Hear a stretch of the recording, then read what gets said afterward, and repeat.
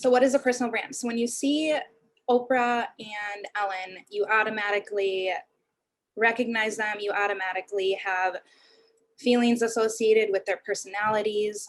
They're just two very recognizable people, and that's because they've done a lot of work on their personal brand.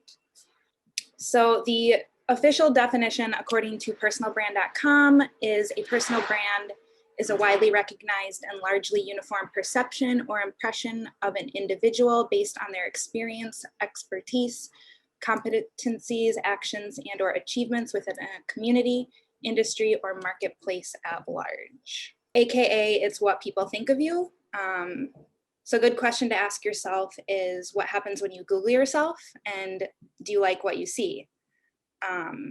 If you don't, the good thing is that you have the ability and tools to shape the narrative into something that you do like, which leads into personal branding, which is the act of creating your personal brand through conscious efforts. So the official definition is the conscious and intentional effort to create and influence public perception of an individual by positioning them as an authority in their industry, elevating their credibility, and differentiating themselves from a competition to ultimately advance their career, increase their circle of influence, and have a larger impact. And this consists of three main components, which are who you are, your character, which is your unique personality and your values, what you do, which is your purpose, and that is who are you trying to help, and what will they gain from listening to what you have to say. And then how you do it, that is your content and the platforms that you publish your content to. So this can be podcasts, blogs, videos, and it's your social media, it's your personal website, and even events. So you might be wondering why you would want a personal brand. And the reasons is that a personal brand can help you achieve your personal and professional goals. It can allow you to make an impact in a way that matters to you. And it can open up new opportunities that you might not otherwise have had. So you never know what someone could see about you online and then reach out to you and offer you based on what they see. And why your personal brand matters is because it's a way to build your influence and credibility. It helps you stand out from your competitors, and it creates a solid trust factor between you and your ideal audience, which can be clients, it can be customers, employers, or employees, or even someone that you want to date. So some quick tips on building your personal brand is to be authentic, because if you try to be someone that you're not, it's just going to become extremely exhausting and it's bound to backfire eventually. Someone could meet you in person and realize that you're not who you present yourself to be online, and it's going to erase all of that trust that you've built. You want to give value. So, what Tracy and Tim were just saying in the social selling, the more you give, the more people are going to want to support you and eventually even perhaps buy from you in the future, or whatever your goal is, they're going to want to be along with you for that journey.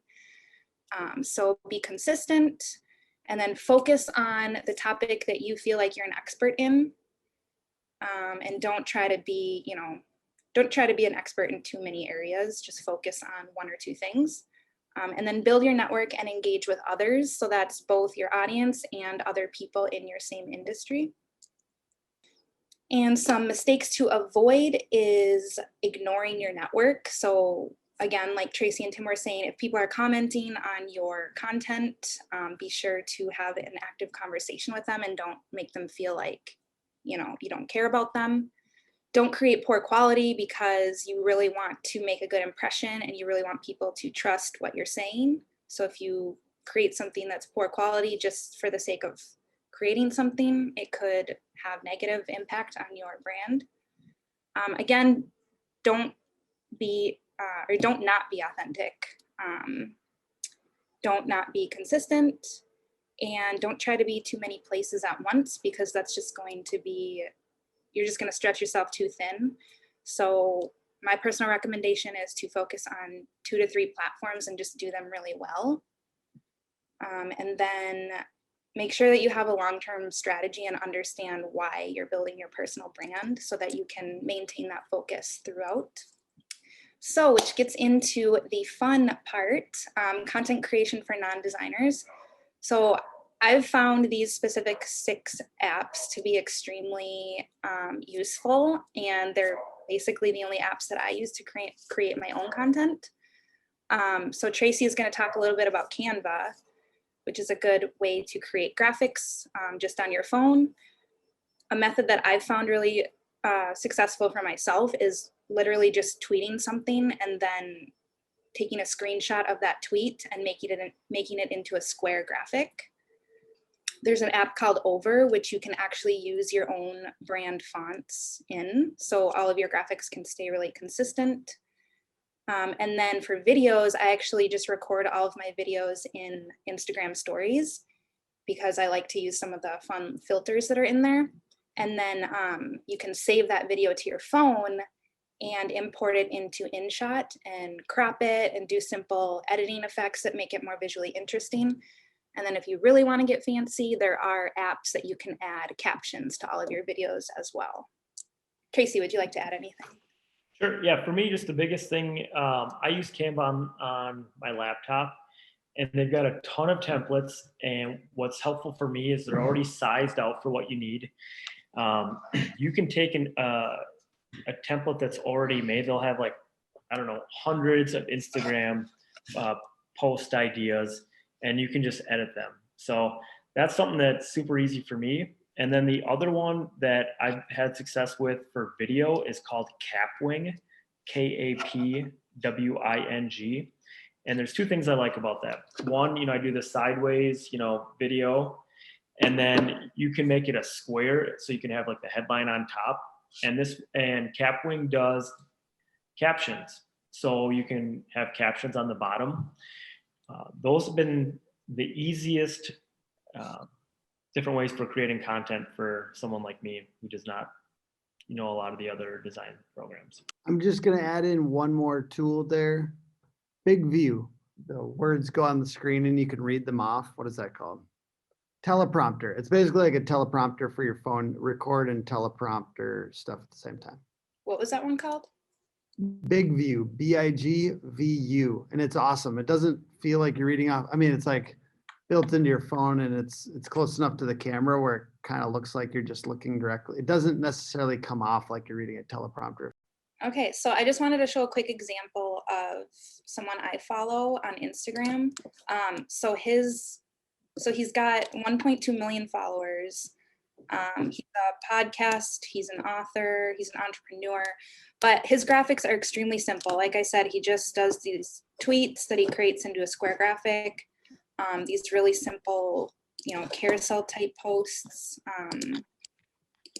There's nothing, complicated going on with his visuals, and he's still created a huge personal brand. So it doesn't have to be hard as far as creating content.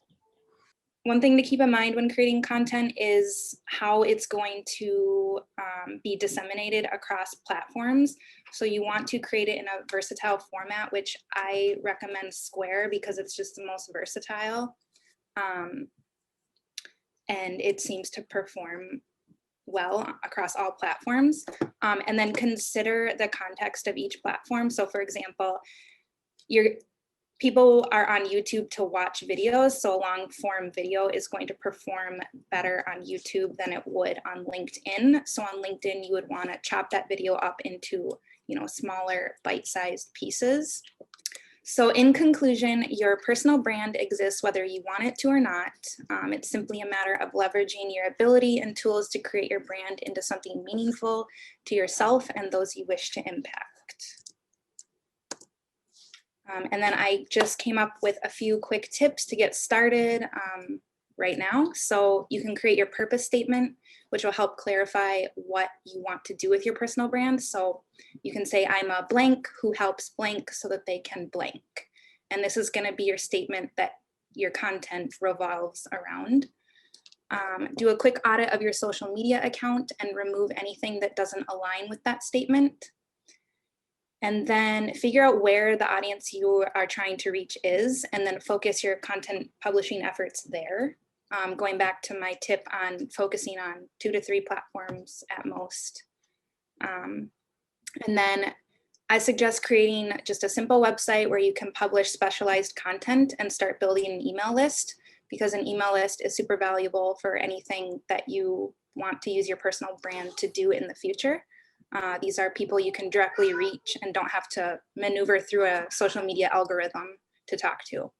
So some platforms that I recommend for that is, of course, WordPress, Ghost, and Squarespace. And if you have any questions on getting started with a website, feel free to ask me, because I do know a little bit about that. So yeah, that is all I have for you. Awesome. Thank you.